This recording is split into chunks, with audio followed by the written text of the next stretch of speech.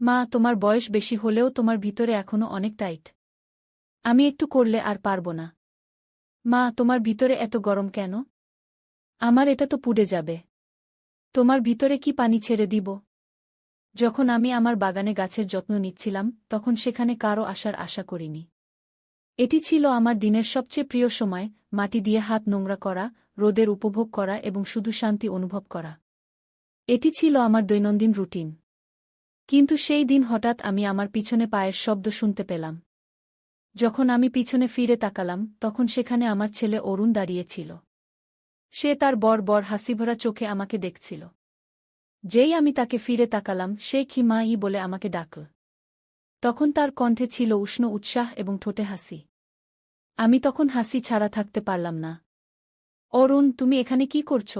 আমি আমার হাত থেকে মাটি ঝেড়ে তাকে জিজ্ঞেস করলাম। তখনই সে আমার কাছাকাছি এল এবং আমাকে জোরে জড়িয়ে ধরল। এটি ছিল আকস্মিক, কিন্তু আমি তাকেও ফিরে জড়িয়ে ধরলাম। তারপর তার শক্ত বাহুগুলোকে আমার চারপাশে অনুভব করতে লাগলাম। অরুণ এখন ২-৫ বছরের হয়ে গেছে, এবং তাকে দেখে আমি অবাক হতাম যে সে কিভাবে এত দ্রুত একটি লম্বা, সুন্দর পুরুষে পরিণত হয়েছে। তারপর সে আমাকে বলল, মা, আমি আপনাকে এখানে একটি সারপ্রাইজ দিতে এসেছি। সে আমার চোখের দিকে তাকিয়ে বলল, আমি জানি আপনি এই বাগানটি কতটা পছন্দ করেন, এবং আমি ভেবেছিলাম আমি আপনার কিছু সাহায্য করতে পারি। তখন আমি হালকা করে হেসে বললাম, ঠিক আছে।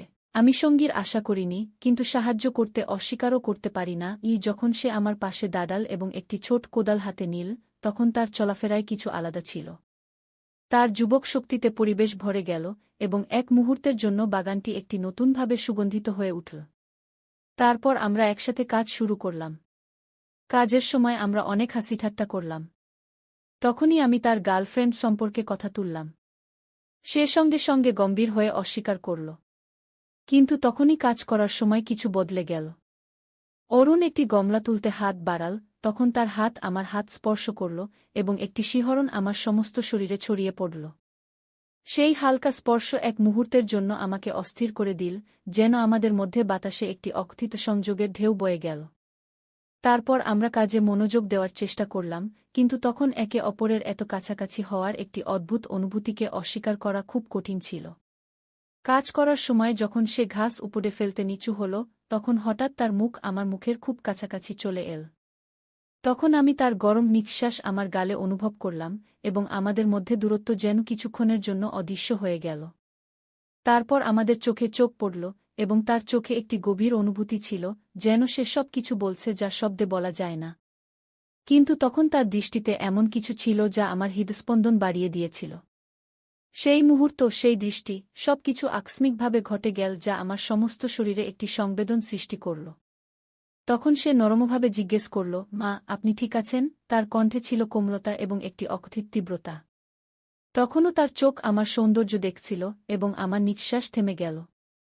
আমার কণ্ঠ কাঁপছিল, এবং আমি আমার সংযম বজায় রাখার চেষ্টা করে উত্তর দিলাম, আমি ঠিক আছি, বেটা। তারপর আমি আমার ঠোঁটে হাসি আনার চেষ্টা করলাম, কিন্তু এখন আমাদের মধ্যে পরিবেশ সম্পূর্ণ বদলে গেছে।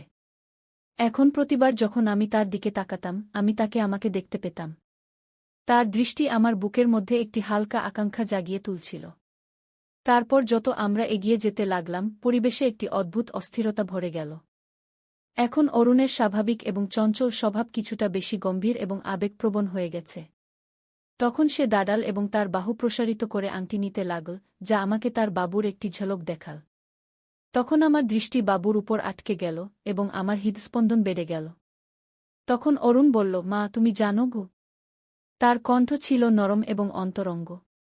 সে বলল, আমি সবসময় বিশ্বাস করি যে তুমি পৃথিবীর সবচেয়ে সুন্দর নারী, কারণ তোমার চেয়ে সুন্দর নারী আমি আজ পর্যন্ত দেখিনি। তার শব্দগুলি শুধু প্রশংসার চেয়ে বেশি একটি স্বীকারোক্তি ছিল, যা আমাকে ভাবতে বাধ্য করল। এর আগে যে আমি কিছু বলতে পারি, সে আরও কাছে চলে এল। তারপর তার হাত আমাকে আলতো করে জড়িয়ে ধরার জন্য এগিয়ে এল। তার আঙুলগুলি আমার হাতের উপর একটি রেখা তৈরি করতে লাগল, যেখানেই সে স্পর্শ করল, সেখানে একটি শিহরণ ছড়িয়ে পড়ল। তখন আমি তার উষ্ণতা আমার শরীরে অনুভব করতে পারছিলাম, এবং তখন পৃথিবী আমাদের জন্য ছোট হয়ে গেল। তারপর একটি কোমল স্পর্শের সাথে সে আমার কানের পিছনে তার গরম নিঃশ্বাস ছড়িয়ে দিতে লাগল। তার আঙুলগুলি আমার গাল স্পর্শ করে সেখানেই থেমে গেল, এবং তখন আমি একটি তীব্র আকাঙ্ক্ষা অনুভব করছিলাম যা আমাকে একই সাথে রোমাঞ্চিত এবং ভীত করছিল। যখন সে আমার ভিতরের অস্থিরতা অনুভব করল, সে নিচু হয়ে গেল। তারপর তার ঠোঁট আস্তে আমার ঠোঁট স্পর্শ করল। এই চুম্বন ছিল খুবই কোমল এবং প্রশ্নবিদ্ধ, কিন্তু তখন আমি কিছু বলতে পারলাম না। তখন আমার হৃদয় দ্রুত স্পন্দিত হচ্ছিল। আমি কখনো কল্পনাও করিনি যে আমার ঠোঁট তার ঠোঁটের সাথে এমনভাবে মিলিত হবে। তখনই চুম্বন আরও গভীর হতে লাগল, যেন আমরা দুজন বহু বছর ধরে বিচ্ছিন্ন কোনো প্রেমিক। তারপর সে তার হাত আমার কোমরে রাখল এবং আমাকে আরও কাছে টানতে লাগল। তখন তার স্পর্শে আমি একটি জ্বলন্ত আগুন অনুভব করলাম, যা আমি উপেক্ষা করতে পারলাম না। তখন আমাদের চুম্বনের মধ্যে অরুণের হাত ধীরে ধীরে আমার ব্লাউজের বোতাম খুলতে শুরু করল। এখন প্রতিটি গতি ছিল চিন্তাশীল এবং অকথিত প্রতিশ্রুতিতে পূর্ণ। তারপর যেই আমার কাপড় পরতে শুরু করল, আমি ভিতর পর্যন্ত কেঁপে উঠলাম। সেই মুহূর্তে মনে হচ্ছিল যেন আমি সম্পূর্ণ অসহায় এবং অনিরাপদ হয়ে গেছি, কিন্তু একই সাথে হৃদয়ে একটি অদ্ভুত রোমাঞ্চ উঠছিল। মনে হচ্ছিল যেন সবকিছু খুলে গেছে এবং আমি নিজেকে আগের চেয়ে আরও মজাদার অনুভব করছি। সেই মুহূর্ত ছিল ভয় এবং উত্তেজনার একটি অদ্ভুত মিশ্রণ। তখন আমরা কিছুক্ষণের জন্য আলাদা হলাম এবং আমাদের শ্বাস পরস্পরের সাথে মিলিত হল। তখন আমাদের চোখ একে অপরের মধ্যে ডুবে গিয়েছিল। তখন অরুণ আস্তে ফিসফিস করে বলল, রাখো। তখন তার কণ্ঠে কিছু অদ্ভুত অনুভূতি ছিল। তারপর সে বলল, মা, আমি তোমাকে বলতে চেয়েছিলাম যে আমি তোমার জন্য কত গভীরভাবে অনুভব করি। কি এটি শুনে আমার হৃদয়ে একটি অদ্ভুত অস্থিরতা এবং ব্যথা উঠল। তারপর আমি ধীরে ধীরে আমার হাত উঠালাম এবং তার চোয়ালের কঠিন রেখা হালকা করে স্পর্শ করলাম। তখন তার চোখে এমন কিছু ছিল যা আমাকে আরও কাছে টানছিল। তখন আমি কিছু না বলে তার ঠোঁটের দিকে ঝুঁকে আরেকটি চুম্বন দিলাম। এই চুম্বন শুধু একটি সাধারণ অনুভূতি ছিল না, বরং আমাদের মধ্যে সেই অকথিত অনুভূতির গভীরতা দেখাচ্ছিল, যা শব্দে বলা সম্ভব ছিল না। সেই মুহূর্তে বাইরের বিশ্ব যেন কোথাও অদৃশ্য হয়ে গিয়েছিল। আমাদের চারপাশে নিস্তব্ধতা ছিল এবং মনে হচ্ছিল যেন আমরা দুজন কোনো আলাদা বিশ্বে হারিয়ে গেছি। এই মুহূর্ত শুধু আমাদের ছিল, যেখানে আমরা আমাদের সম্পর্কের সেই নতুন অনুভূতি আবিষ্কার করছিলাম, যা এখন ধীরে ধীরে আমাদের মধ্যে জাগ্রত হচ্ছিল। শেষ পর্যন্ত যখন আমরা একে অপর থেকে আলাদা হলাম, তখন আমাদের মুখ লাল ছিল এবং হৃদয় জোরে স্পন্দিত হচ্ছিল। তখন অরুণ আমাকে একটি হালকা কিন্তু মিষ্টি হাসি দিল। সেই হাসি এমন ছিল যেন সে জানত যে আমাদের মধ্যে কিছু পরিবর্তন হয়েছে। সেই হাসির সাথে সে বলল, আমি চা বানিয়ে আনি কি। এত বলেই সে রান্নাঘরে যেতে লাগল এবং আমি তাকে রান্নাঘরের দিকে যেতে দেখতে লাগলাম। তখন আমার মনে একটি অদ্ভুত অনুভূতি ছিল, খুশি, উত্তেজনা এবং কিছুটা চিন্তাও। তার স্পর্শ এখনও আমার ত্বকে অনুভূত হচ্ছিল। এখন আমি ভাবতে শুরু করলাম যে এখন সবকিছু আগের মতো থাকবে না, কারণ আমাদের মধ্যে অনেক কিছু পরিবর্তন হয়ে গিয়েছিল এবং এই পরিবর্তন ছিল গভীর এবং স্থায়ী। তারপর যখন আমি ভিতরে গেলাম, তখন দেখলাম অরুণ রান্নাঘরে আছে। টেবিলে 2টি কাপ চা রাখা ছিল। তখন সে শান্তভাবে বসেছিল, কিন্তু তার চোখে সেই গরম উত্তেজনা ছিল যা আমি আগে দেখেছি। তারপর আমি হাসতে হাসতে চায়ের কাপ তুলে নিলাম এবং সেই মুহূর্তে অনুভব করলাম যে এই সম্পর্ক এখন একটি নতুন শুরুর জন্য প্রস্তুত। তারপর আমরা একসাথে বসে চায়ের চুমুক নিতে লাগলাম। তখন আমরা নীরব ছিলাম, নিজ নিজ চিন্তামগ্ন। আমি এই নতুন শুরু নিয়ে ভাবতে লাগলাম যে আমি কি এটির মুখোমুখি হওয়ার জন্য প্রস্তুত। তখন অরুণও কিছু ভাবছিল। আমরা চায়ের চুমুক নিতে নিতে বসেছিলাম, কিন্তু তখন আমাদের মধ্যে নীরবতা অস্বস্তিকর ছিল না, বরং এটি অকথিত শব্দে পূর্ণ ছিল। আমি আমার দৃষ্টি টেবিলে রেখে দিলাম এবং অকারণে চা নাড়তে নাড়তে আমার ভিতরে উঠতে থাকা অদ্ভুত অনুভূতিগুলো বোঝার চেষ্টা করছিলাম। তখন অরুণ আমার সামনেই বসেছিল। সে খুবই স্বাচ্ছন্দ্যে মনে হচ্ছিল, খুবই স্বাচ্ছন্দ্যে, এই সব কিছুর পর যা এইমাত্র ঘটেছিল। তবুও তার দৃষ্টি আমার উপর ছিল এবং আমি তার উপস্থিতি আমার ত্বকে একটি গরম স্পর্শের মতো অনুভব করতে পারতাম। তখন সে আস্তে বলল, মা। তখন তার কণ্ঠ নীরবতা ভেঙে দিল। তারপর সে বলল, আজ আপনি আলাদা লাগছেন। আপনি ঠিক তো আছেন? তখন আমি তার দিকে তাকালাম। তারপর আমার এবং তার দৃষ্টি মিলিত হল। তখন তার চোখে চিন্তা ছিল, কিন্তু কিছু আরও ছিল, কিছু এমন যা আমার হৃদস্পন্দন বাড়িয়ে দিল। আমি এমন অনুভূতির সাথে অভ্যস্ত ছিলাম না, বিশেষ করে অরুণের আশেপাশে। কিন্তু আমি আমাদের মধ্যে কি যখন সে সুযোগ দিচ্ছিল, তখন আমার মনের এক অংশ চাইছিল যে সবকিছু আগের মতোই থাকুক এবং আমি এই বিষয়গুলো উপেক্ষা করে যাই। কিন্তু আমার ভেতরের আরেক অংশ, যে ইতিমধ্যে সেই মুহূর্তের গভীরতা অনুভব করেছিল, সে জানতে চাইছিল যে সামনে কি হতে চলেছে। আমি বুঝতে পারছি, অরুণ। আমি ধীরে ধীরে বললাম, তখন আমার কণ্ঠ এতই নিচু ছিল যে মনে হচ্ছিল আমি নিজের সঙ্গে কথা বলছি। কিন্তু কিছু কথা সরাসরি বলা সহজ হয় না। তখন সে কিছুই বলল না, শুধু তার গভীর দৃষ্টিতে আমাকে দেখতে থাকল। হঠাৎ কিছু না বলেই সে উঠে দাঁড়াল এবং টেবিলের চারপাশে ঘুরে আমার পাশে এসে দাঁড়াল। তখন সে এত কাছে ছিল যে আমি তার উষ্ণতা অনুভব করতে পারছিলাম। আমার শ্বাস যেন থেমে গেল।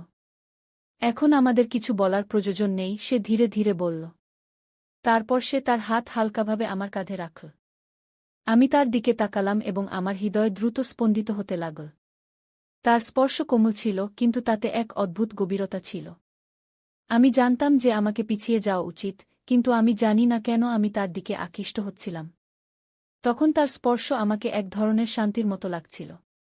অরুণ, তখন আমি বলতে শুরু করলাম, কিন্তু আমার কথা থেমে গেল। ঠিক তখনই সে নুয়ে পড়ল এবং আমার কপালে একটি হালকা চুম্বন দিল। তারপর সে ফিসফিস করে বলল, সব ঠিক আছে, মা। তার ঠোঁট এক মুহূর্তের জন্য থেমে গেল, তারপর সে কিছুটা পিছিয়ে গেল। কিছুক্ষণ ভেবেই সে বলল, মা, আমি তোমাকে ছেড়ে কোথাও যাব না। তার কণ্ঠে এত কোমলতা ছিল যে আমার হৃদয় যেন এক অদ্ভুত শান্তি পেল। যখন অরুণ আমার কাঁধে হাত রাখল এবং বলল, সম্ভবত এখন আমাদের কথা বলার প্রয়োজন নেই, তখন আমি নিজেকে থামাতে পারলাম না। সে তখন তাড়াহুড়ো করছিল না, শুধু আমার সঙ্গে ছিল, আমার প্রতিক্রিয়ার অপেক্ষায় ছিল। এবং যতই আমি এটা থামানোর চেষ্টা করছিলাম, ততই আমি আমাদের মধ্যে আকর্ষণকে অস্বীকার করতে পারছিলাম না। তখন আমি অরুণের সঙ্গে নিরাপদ বোধ করছিলাম, কিন্তু এখন এটা তার চেয়ে অনেক বেশি হয়ে উঠছিল।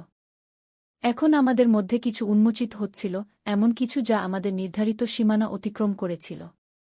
অরুণ, আমাকে না। আমি ফিসফিস করে বললাম।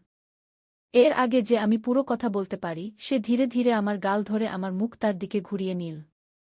তারপর সে ধীরে ধীরে বলল, মা, তোমার কিছু বলার প্রয়োজন নেই, শুধু আমাকে এখানে তোমার সঙ্গে থাকতে দাও। তখনও আমার হৃদয় দ্রুত স্পন্দিত হচ্ছিল। যখন আমি তার চোখের দিকে তাকালাম, তখন তার দৃষ্টিতে এক আকাঙ্ক্ষা দেখে আমি স্বস্তি পেলাম, আবার ভয়ও পেলাম। আমি জানতাম না কি করতে হবে, এই অনুভূতিকে কিভাবে বুঝব যা আমার ভেতর উথালপাথাল করছিল। কিন্তু সেই মুহূর্তে তার হাত আমার গালে এবং তার চোখ আমার চোখের দিকে তাকিয়েছিল, তখন আমি পিছিয়ে যেতে চাইছিলাম না। ধীরে ধীরে সে আবার নুয়ে পড়ল এবং আমার গালে একটি হালকা চুম্বন দিল। এটা তার দিক থেকে একটি ইঙ্গিত ছিল যা খুবই কোমল, কিন্তু এটা আমার মেরুদণ্ডে একটি শিহরণ ছড়িয়ে দিল। তারপর আমি আমার চোখ বন্ধ করলাম, তার ঠোঁটের উষ্ণতা আমার ত্বকে অনুভব করতে করতে, এবং এক মুহূর্তের জন্য বাকি সবকিছু ভুলে গেলাম। এখন সবকিছু যেন ঝাপসা হয়ে যাচ্ছিল। কিছুক্ষণ পরে যখন সে পিছিয়ে গেল, তখন আমি আমার চোখ খুললাম এবং তাকে আমাকে দেখতে পেলাম। তার মুখ খুবই কোমল এবং শান্ত দেখাচ্ছিল। আমি শুধু তোমার খেয়াল রাখতে চাই, সে ধীর কণ্ঠে বলল, এটুকুই। তারপর আমি গভীর শ্বাস নিলাম, কিন্তু আমার গলায় যেন কিছু আটকে গেছে বলে মনে হচ্ছিল। এটা আমার জন্য একদম নতুন ছিল এবং কিছুটা ভীতিকর, কিন্তু আমার ভেতর কোথাও না কোথাও এই সংযোগ অনুভব করার ইচ্ছাও ছিল। তারপর আমি ধীরে ধীরে বললাম, অরুণ। তখন আমার কণ্ঠ এতই নিচু ছিল যে সেটা শোনা কঠিন ছিল। তারপর সে হালকা হেসে আমার কানের পাশের এলোমেলো চুল ঠিক করতে লাগল। তারপর সে শান্ত স্বরে বলল, কিছু না মা, এখন আমাদের কিছু বুঝতে হবে না। এবং সেই মুহূর্তে আমি তার কথায় বিশ্বাস করলাম। তখন সম্ভবত আমাদের এখনই চূড়ান্ত সিদ্ধান্তে পৌঁছানোর প্রয়োজন ছিল না। সম্ভবত এটাই ঠিক ছিল যে আমরা শুধু এখানে একসঙ্গে থাকি এবং জিনিসগুলো নিজে নিজে সাজিয়ে নিই। আমরা দুজন কিছুক্ষণের জন্য নিঃশব্দে বসে রইলাম, কিন্তু আমাদের মধ্যে টান এখনও অব্যাহত ছিল, তবে এখন সেটা হালকা এবং সহনীয় মনে হচ্ছিল। তখন অরুণ আমাকে আর কিছু জিজ্ঞাসা করল না এবং এর জন্য আমি মনে মনে তার কৃতজ্ঞ ছিলাম। সে আমাকে ভাবতে এবং বুঝতে সময় দিয়েছিল। কিছুক্ষণ পরে সে উঠে দাঁড়াল এবং কিছুটা টানাটানি করে বলল, তখন তার সেই পুরনো দুষ্টুমিভরা হাসি ফিরে এসেছিল। ঠিক আছে মা। তারপর সে চোখ টিপে বলল, কেমন হবে যদি আজ আমি আমাদের জন্য রান্না করি? তখন আমি তার কথায় হালকা হেসে ফেললাম। তারপর আমি বললাম, এটা তো খুব ভালো হবে। এবং তখন সত্যিই আমি কিছুটা স্বস্তি বোধ করছিলাম। তারপর সে রান্নাঘরের দিকে চলে গেল এবং আমি উঠে ঘরের দিকে গেলাম এবং শুয়ে পড়লাম। কিন্তু আমিও তখন বুঝতে পারিনি যে আমাদের মধ্যে কি চলছিল বা ভবিষ্যতে কি হবে, কিন্তু তখন আমি ধীরে ধীরে জিনিসগুলো সামলানোর জন্য প্রস্তুত ছিলাম। যা কিছু হোক, যেভাবেই হোক, আমরা একসাথে এটি সমাধান করব। এখন আমি আমার ঘরে ছিলাম, কিন্তু আমার মনে তখনও ধারণাগুলোর ঝড় বয়ে যাচ্ছিল। কিছুক্ষণ আগে যা ঘটেছিল তা সব মনে পড়ছিল। প্রতিবার যখন সে আমাকে সেইভাবে দেখত বা কিছু ছুঁয়ে যেত, তখন মনে হতো যেন আমার হৃদয়ে কিছুটা নাড়াচাড়া হচ্ছে। কিছুক্ষণ পর রান্নাঘর থেকে মশলার গন্ধ আসতে শুরু করল। আমি উঠে রান্নাঘরের দরজায় গিয়ে দাঁড়ালাম। তখন অরুণ আমার দিকে তাকাল এবং হেসে বলল, মা, আমি চাই আজকের খাবারটা বিশেষ হোক। কেন? আমি হালকাভাবে জিজ্ঞেস করলাম। কারণ কিছু মুহূর্ত বিশেষ হয়, সে আমাকে দেখে বলল। তখন তার চোখে এমন কিছু ছিল যা আমাকে অদ্ভুতভাবে অস্বস্তি দিচ্ছিল, কিন্তু আমি সেখান থেকে সরে যেতে পারলাম না। তখন খাবার প্রস্তুত হতে হতে সন্ধ্যা হয়ে গেল। আমরা একসাথে টেবিলে বসে খাবার খেলাম। অরুণ প্রতিবার আমার প্লেটে আরও কিছু দেওয়ার চেষ্টা করত, আর আমি প্রতিবার হেসে না বলে দিতাম। এই মুহূর্তটি যতটা সাধারণ মনে হচ্ছিল ততটাই অনন্যও ছিল। খাবারের পর সে আবার রান্নাঘর পরিষ্কার করা শুরু করল। আমি তাকে থামাতে যাচ্ছিলাম, কিন্তু সে ইশারায় না করে দিল।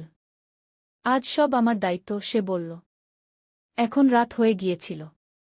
আমি তাকে বললাম যে সে গিয়ে বিশ্রাম নিক, কিন্তু সে আমার পাশে এসে বসল। তারপর সে একটি গভীর শ্বাস নিয়ে বলল, মা, আমি আপনাকে কখনো এত শান্ত এবং হারিয়ে যাওয়া দেখিনি।